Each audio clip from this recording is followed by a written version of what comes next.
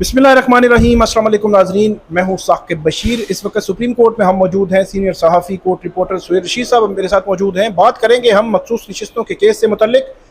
इस केस में आज दूसरे हाफ में जो समात हुई है और समात के दौरान जो कुछ हुआ है वो आपके सामने जो है वो रखेंगे कि सुप्रीम कोर्ट का बेंच किस तरफ जा रहा है। एक तो चीफ जस्टिस काजी फाइज ईसा और जस्टिस मंसूर अली शाह, उनके दरमियान काफ़ी नोक झोंक भी हुई है। अटॉर्नी जनरल ने अपने दलाइल जो है वो शुरू किए हैं और सुप्रीम कोर्ट की जानिब से अटॉर्नी जनरल को या इलेक्शन कमीशन को ये कहा गया है कि 2018 में जो आज़ाद उम्मीदवार थे या ओवरऑल जो डिस्ट्रीब्यूशन हुई थी सीट्स की, उसकी रेशो जो है वो जमा करवाएं। और फिर ये कहा गया कि 2024 की भी साथ जो है वो जमा करवा दें। इलेक्शन कमीशन ने कहा है कि वो ऑलरेडी जो है वो सुप्रीम कोर्ट में उनकी जानिब से जो सबमिशन थी उसके साथ जमा हो चुकी है। तो इसके अलावा क्या हुआ और किस तरफ ये मामला जो है वो बढ़ रहे हैं और पीटीआई की जानिब से क्यों ये जो बात नहीं रखी गई सुप्रीम कोर्ट के सामने कि उनकी दरखास्तें जो है वो पड़ी हुई हैं, उनको जो है वो देखा जाए। सुहेल रशीद साहब, हम पीटीआई से ही शुरू करते हैं कि पीटीआई के बैरिस्टर गौहर आए, पहले हाफ में बात की, उसके बाद जो उन्होंने बात की करके चले गए, उन्होंने कोई पॉइंट आउट नहीं किया। हमने पिछले हाफ में ये कहा था, बताया था नाजरीन को कि जो बैरिस्टर गौहर हैं उनको पॉइंट आउट करना चाहिए था, उन्होंने अभी भी बात नहीं की। आप क्या समझते हैं, ये क्या है? मतलब लैक ऑफ कोऑर्डिनेशन है या क्या है? मतलब पीटीआई की स्ट्रेटजी मुझे सारी समझ नहीं आ रही। उनकी पॉलिटिकल स्ट्रेटजी क्या है और उनकी लीगल स्ट्रेटजी क्या है। अगर तो वो जेयूआई के साथ किसी सतह पर भी अपना कोई कॉन्फिडेंस बिल्ड कर चुके हुए हैं तो वो नजर आना चाहिए था। सुप्रीम कोर्ट में उनका सबसे अहम केस लगा हुआ है जो मैंडेट को रिस्टोर कर सकता है या इधर वे जा सकती है चीज। यहाँ पे होता यह है कि जेयूआई उनकी अगेंस्ट पोजीशन लेती है और कहती है हम इलेक्शन कमीशन के साथ हैं, यानी कि इनको मखसूस नशिस्तें भी ना दें और इनको जो लोगों ने वोट दिया है उसका हक भी ना मिले, जो कि बेंच जब के कह रहा है कि और इनकी फेवर में वो नहीं आती और बाहर निकल गए। वही बैरिस्टर गौहर साहब टॉक कर रहे थे जी कि बड़ी पुरुमीद के जी जेयूआई के साथ हमारी बात बन गई है। मैंने सवाल पूछ लिया वहीं मीडिया टॉक में, मैंने कहा वो तो अंदर आपके खिलाफ हैं, आपके दरमियान इतना भी कॉन्फिडेंस बिल्डिंग अभी नहीं हुई तो कैसे? वो तो आपका मैंडेट लेने एक वाले इलेक्शन कमीशन के साथ खड़े हैं। तो उनके पास कोई जवाब नहीं था। उनके साथ जो साहबजादा अहमद रजा खड़े थे वो कह रहे थे कि ये बड़ा अहम सवाल है, यानी कि जो सुन्नी इत्तेहाद कौंसिल के असल चेयरमैन है वो कह रहे थे बड़ा अहम सवाल है। अच्छा, दूसरा उनको बड़ा वाजे पता है इस वक्त पीटीआई को कि अदालत क्या चाह रही है या कुछ बेंच मेंबरान क्या चाह रही है कि पीटीआई कुछ चीज़ें सामने रखे हैं जिनके ऊपर बात आगे बढ़े। पीटीआई नहीं रख रही। इवन के जो इनके फेवर में जाने वाले ऑब्जर्वेशंस थी या कमेंट्स थे जजेस के, वो बात भी आगे पीटीआई ने आगे बढ़ के नहीं बढ़ाई। पिटीशन जब आई थी अर्ली हियरिंग की बल्ले वाले फैसले से मुतालिक नजरसानी पर, तो हमें लगा था कि अब यही इसी को प्रेस किया जाएगा। उसके बाद किसी जगह पे इनका फैसला हो गया शायद कि नहीं जिसको तो हमने नाम ही नहीं लेना, वो यहाँ पे नाम ही नहीं ले रहे उसका। अच्छा, और वो निकल के चले गए, जबकि पहले हमने पॉइंट आउट किया बनने की भी दरखास्त थी। हाँ, पहले हमने पॉइंट आउट किया था कि जनाब इलेक्शन कमीशन के वकील ने आज पूरी फुल टास मारी थी, आप उस पर छक्का लगा सकते थे। उन्होंने कहा जी कि हमने इनके पार्टी टिकट इसलिए एक्सेप्ट नहीं किए कि हम इनको उस वक्त इलेक्शन ना कराए, उन्हें पार्टी इलेक्शन ना होने की वजह से इनको पार्टी नहीं मान रहे थे, यानी सुप्रीम कोर्ट वाले फैसले की। तो अब तो आपके पास मौका था कि आप कहते देखें सर ये उसी चीज़ पे हमें दोबारा पनिश करने जा रहे हैं, अब आप इस कार्रवाई को रोक दें, पहले हमारी नजरसानी फिक्स करें, वो डिसाइड करें इधर भी, उसके बाद इस पर बात करेंगे। लेकिन कुछ बात उन्होंने कुछ बात नहीं की, वो निकल गए। सलमान अकरम राजा साहब अदालत के सामने थे जब बार बार पॉइंट आउट किया गया कि आप वो चैम्बर अपील ले आए जिसमें आपको पार्टी स्टेटस आपका छीना इलेक्शन कमीशन ने, वो गलत है, उसको आप लगा दें, इसके साथ आपको क्या रोक रहा है? हमें नहीं पता उन्हें क्या रोक रहा है, वो नहीं आए। अब या तो पीटीआई के कारकुनान जान रहे हैं कि पीटीआई इस असेंबली में एज पार्टी बैठना ही नहीं चाहती, उसका कोई और मूड है तो फिर तो अलग बात है। वो चाहती है कि कवर मिले, या फिर वो किसी हिसाब से चाहती है कि ठीक है नशिस्तें हमें नहीं मिलती ना भी मिले फिर भी हम सुन्नी इत्तेहाद कौंसिल के कवर में रहेंगे। ये बात मेरी समझ से कुछ बहुत ज्यादा बाहर होती जा रही है। एक तो मतलब दो तीन चीजें हैं, लीगल फ्लॉज तब की जो लिटिगेशन थी इनकी पीटीआई की जो मुख्तलिफ वालों से इलेक्शन कमीशन के बाकी अदालतों में, तो उनमें फ्लॉज हैं और उन फ्लॉज के पीछे वो सर्कमस्टांसेस हैं, हालात हैं। 8 फरवरी से पहले जो हालात थे वो सबको पता है कि किस तरह की सिचुएशन जो है वो बनी हुई थी कि वहाँ पे लोगों को उनके जो तजवीज़ कुनिंदा है उनको भी नहीं जाने दिया जा रहा था, या उनके जो उम्मीदवार थे उनको भी मुश्किलात थी, पुलिस की पीछे थी। लेकिन अब वो हालात नहीं है, अब तो लीगल प्लानिंग आप कर सकते हैं। बेंच की जानिब से भी ये बात की गई थी, जस्टिस इमरान खान मंदोखेल ने भी ये बात की थी, जस्टिस अतर मिनल्ला ये बात कर चुके हैं, जस्टिस मंसूर अली शाह ये बात कर चुके हैं। खास तौर पर जस्टिस मंसूर अली शाह जो सीनियर प्यूनी जज हैं, मुस्तकबिल के चीफ जस्टिस हैं, उन्होंने भी ये बात की थी कि जब पीटीआई हमारे सामने ही नहीं है तो हम 187 में कैसे जा सकते हैं, कि कंप्लीट जस्टिस की बात हम कैसे कर सकते हैं। तो अब पीटीआई भी आई, पीटीआई के जो मखसूस जो उनका नजरसानी है बल्ले के निशान के केस की, वो भी, उसमें भी दरखास्त अर्ली हियरिंग की आई, लेकिन आज बात नहीं की गई जो करनी चाहिए थी। बात अगर आप करते तो बात आगे बढ़ती। तो बहरहाल ये एक ओवरऑल जो पीटीआई की लीगल प्लानिंग का जो है उस पर बात करना जरूरी था। चीफ जस्टिस काजी फाइज ईसा और justice Mansoor Ali Shah senior puisne जज हैं, इनके दरमियान काफी नोक झोंक हुई आज जी, और वो नोक झोंक नॉर्मल नहीं थी, और जिसमें जस्टिस इमरान खान मंदोखेल के कहना पड़ा कि अगर चीफ जस्टिस काजी फाइज, चीफ जस्टिस और सीनियर प्यूनी के दरमियान ये सूरत हाल है तो फिर हमारा क्या होगा।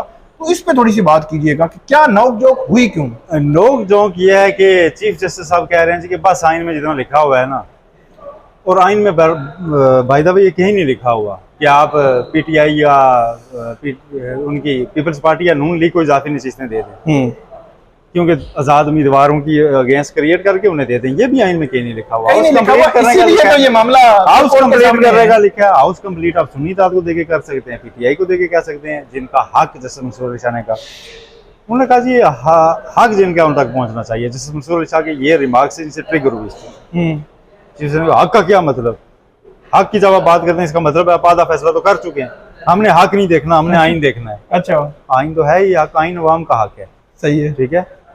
आइन ये है कि अवाम को उसके हकूक रियासत देगी, ये एक इमरानी मायदा होता है।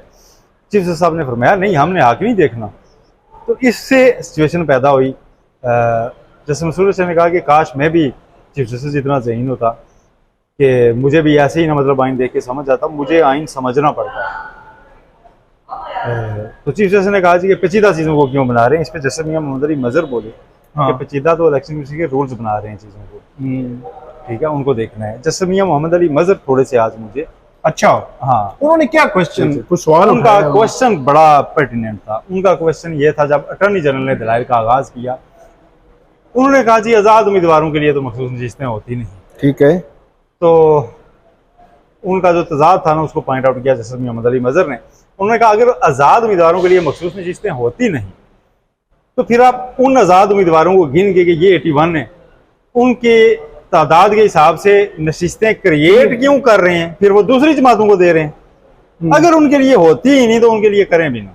अच्छा, उनके लिए होती नहीं तो क्रिएट भी नहीं हो सकती कि जब है ही नहीं है। और अटॉर्नी जनरल का पूरा आज का जो आर्गुमेंट था वो उन्होंने शुरू किया और उसी से आगे बढ़ रहे थे कि आजाद के लिए कुछ भी नहीं है। ये आप उनको गिन के करेंगे, ये 81 है, इनके लिए हम ये सीटें निकाल रहे हैं 15, 20, 25, ठीक है, लेकिन देंगे हम दूसरों को, ठीक है। ये कौन सी बात है?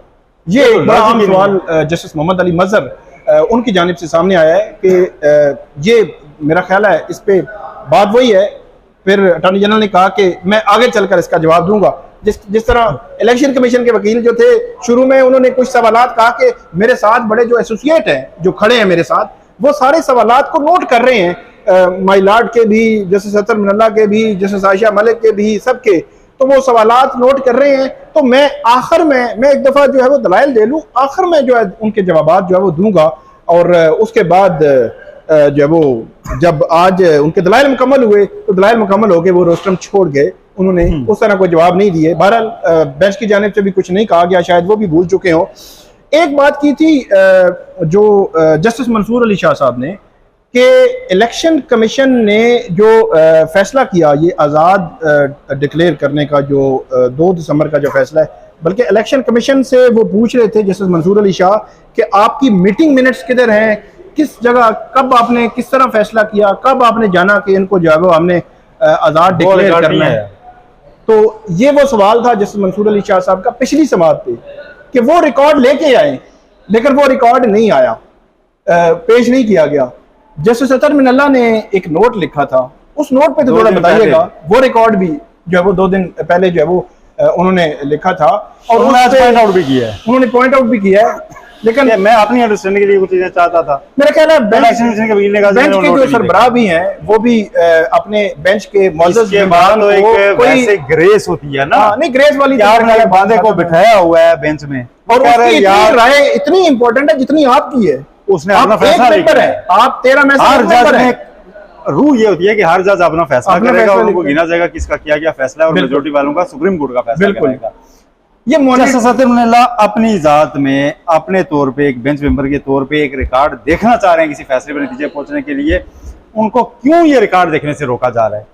ये वैसे हैरान कौन है कि आप अपने जो बेंच के मेंबर हैं उनके ऊपर कोई अपील को निंदा है क्या? नहीं, मॉनिटर कर रहे हैं। कहते हैं कि ये रिकॉर्ड पेश करें, इलेक्शन के वकील कहते हैं अगर कोर्ट ने ऑर्डर लिखवाया तो मैं कर दूंगा। कोर्ट उस दिन अपना ऑर्डर ही नहीं लिखवाया।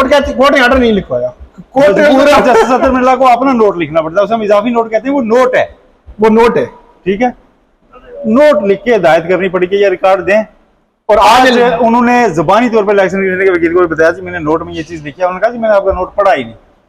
तो चीफ जस्टिस और बाकी जजेस को कहना चाहिए था हमारे एक मेंबर का नोट है, अब आपको पता चल गया, आप ये रिकॉर्ड दें। बिल्कुल, आप 13 को ना दें, आप एक बंदे के लिए दें। लेकिन क्योंकि जस्टिस अतर मिनल्ला जो है वो बज़ाहिर ऐसे लग रहा है कि बेंच में जो बेंच के सरबराह हैं चीफ जस्टिस काजी फाइज साहब उनसे मुख्तलिफ राय रखते हैं, क्योंकि ये भी एक वजह मेरी नजर में तो यही वजह लगती है। तो मुख्तलिफ राय रखने के लिए सुप्रीम कोर्ट में ज्यादा जजेस लगाए जाते हैं ना, वारन चीफ जस्टिस काजी फाइज साहब और इनफ, और वो जो बहुत कहते हैं हम डेमोक्रेसी लेके आए, डेमोक्रेसी ये पैमाना है, यहाँ से जज होगी, यहीं से हम मैयर करेंगे। हमें तो पता ही नहीं अंदर क्या होता है प्रैक्टिसिंग प्रोसीजर कमेटीज में, जो लाइव जा रहा है हम उससे देखेंगे, वही देखते पता चलता है कि जज की राय को मैं दूसरी तरफ जाते हुए स्नब किया जाना, उस पर हंस देना, उस पर मुस्कुराना, उस पर तंज करना, और वो एक चीज मांग रहा है कि मैं अपनी अंडरस्टैंडिंग के लिए देखना चाहता हूँ, और कहे जी नहीं जी उसकी तो जरूरत नहीं है, ठीक है। और इलेक्शन कमीशन का वकील उन्हें ना ना ना करे और आप ना कहें जी कि मैं ऑर्डर में लिखवा रहा हूँ पेश करो। ये क्या बात है यार? आप उसे एग्री ना करें ना, आप कहें जी बाकी जजेस को नहीं चाहिए, एक मेंबर को चाहिए, उन्हें दे दें। वो 13 में से एक होंगे ना, आप 12 बाकी फैसला दे देना, वो अपना फैसला उस रिकॉर्ड के ऊपर शायद कुछ उनके जहन में होगा ना, उसे क्या करना चाह रहे हैं। आप उनका ये राइट या आप उनकी आंखें बंद कर रहे हैं। अच्छा, एक जो खाली हम दिखा रहे हैं वो देख के उस पर फैसला करो, दिस इज नॉट फिर ये अनबिकमिंग ऑफ सुप्रीम कोर्ट। फिर ये बात ठीक है, एक इलेक्शन कमीशन एक आईनी इदारा है, इलेक्शन कमीशन जो है वो अलग से उसकी पहचान है, अलग सी चीजें सारी देखनी है, सारा कुछ उसने देखना है। अगर मामलात सारे वहीं पे तय हो जाएं, ठीक हो जाएं, इलेक्शन कमीशन पे कोई सवाल ना उठाए 8 फरवरी पे क्या हुआ, 8 फरवरी के बाद क्या हुआ, पहले क्या हुआ, तो फिर तो सुप्रीम कोर्ट के पास आने की जरूरत ही नहीं है किसी को कि सुप्रीम कोर्ट कहे कि नहीं आईनी जो है वो हम देखेंगे। और आईन में तो फिर साफ और शफाफ इलेक्शन कराना इलेक्शन कमीशन की जिम्मेदारी थी। क्या जिम्मेदारी पूरी की है इलेक्शन कमीशन ने? ये भी सवाल है फिर इलेक्शन कमीशन से। ये भी आइन में ही लिखा हुआ है, तो क्या आइन को इम्प्लीमेंट कराना जो है वो ये भी इदारों की जिम्मेदारी नहीं है?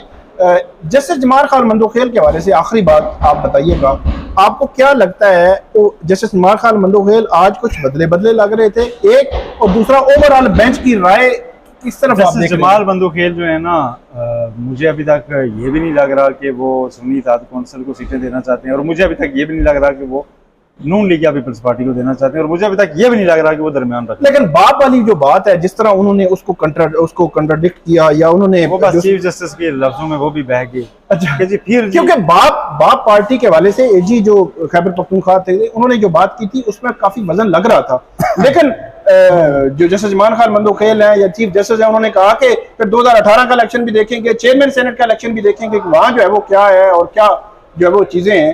तो बहरहाल, और बेंच की हवाले से आपकी क्या राय है? बेंच की डिवीजन तकसीम अभी तक कोई हतमी चीफ जस्टिस काजी फायज ईसा, जस्टिस अमीनुद्दीन, जस्टिस नईम अख्तर अफगान एक दिन बोले से ज्यादा नहीं बोले, लेकिन मैं इनको इन्हीं के साथ काउंट कर रहा हूँ एज ऑफ नाउ, ठीक है। जस्टिस मियां मोहम्मद अली मजहर ने आज एक दो सवाल इधर किए हैं, लेकिन मैं अभी इनको 4 इनके साथ ही रख रहा हूँ, ठीक है। ये 4 जो है ना, इरफान सादत साहब इनके साथ आ सकते हैं, 5, ठीक है। और दूसरी तरफ ये 5 हैं, और इनके साथ अगर हसन अजहर रिजवी, जस्टिस हसन अजहर रिजवी और जस्टिस जमाल मंदोखेल शामिल हो जाए तो फिर ये 7 हो जाएंगे, तो 7 हो जाएंगे, ये मेजोरिटी बना जाएंगे। तो दूसरी तरफ लेकिन जस्टिस मियां मोहम्मद अली मजहर का भी 1-2 पॉइंट्स के ऊपर दिमाग उतर है, और वो उस बेंच का भी हिस्सा थे जो 3 रुकनी था, जिसने सस्पेंड किया था दूसरी पार्टीज को देना, और उस दिन उन्होंने सवाल भी उठाया था कि दूसरों को कैसे मिल सकते हैं। बिल्कुल ठीक। तो ये फैसला मेरी नजर में आधे इधर वाला नहीं होगा, आधे इधर वाला होगा। अच्छा। और उनमें से दो ऐसे डिवीजन्स में जा सकते हैं, दो ग्रुप के जो अपनी अपनी वजूहात पे एक सा फैसला दे दें। अच्छा ठीक है कि जी कुछ कह सकते हैं कि सुन्नी ताद कौंसिल को नहीं मिल सकती, ये मेजोरिटी भी हो सकता है और ये यूनानिमस भी हो सकता है। ठीक है, और उसमें से 7 कह सकते हैं या 8 कह सकते हैं कि नहीं, ये पीपल्स पार्टी और नून लीग को भी नहीं जा सकती। ठीक है, जैसे याया जो है उनका नुक्ते एक नुक्ते पे अड़े हुए हैं कि 6 लोगों ने आपको जो वही इलेक्शन कमीशन ने उनको आजाद कैसे डिक्लेयर किया, वो थोड़े हुए उनका वो ठीक है। और वो नुक्ता वापस वहीं आता है कि जी ये सुप्रीम कोर्ट के फैसले की रोशनी में किया, और उसको चीफ साहब कहते हैं नहीं, बिल्कुल नहीं, वो इमरान खान को उन्होंने कहा इमरान खान को कहा था इलेक्शन कमीशन ने कराए, आप नहीं करवाए तो आप भुगतेंगे। हमने देखे स्पीडी जस्टिस किया। चीज मिस की जाती है ना, ऐसा नहीं उन्होंने इलेक्शन नहीं कराया, उन्होंने इलेक्शन कराया, आपने नहीं माने। अच्छा ठीक है, आपने अकबर एस बाबर और दीगर 13 बंदों का मौकफ माना, आपने उनका मौकफ नहीं माना। अच्छा, बहुत शुक्रिया सुहेल रशीद साहब ने बड़ी तफसील के साथ बताया कि मामला किस तरफ जा रहा है मखसूस नशिस्तों के केस से मुतालिक। कल नाज़रीन जो अपडेट होगी वो भी आपके सामने रखेंगे। आप हमें फीडबैक दीजिएगा, कमेंट कीजिएगा। Thank you.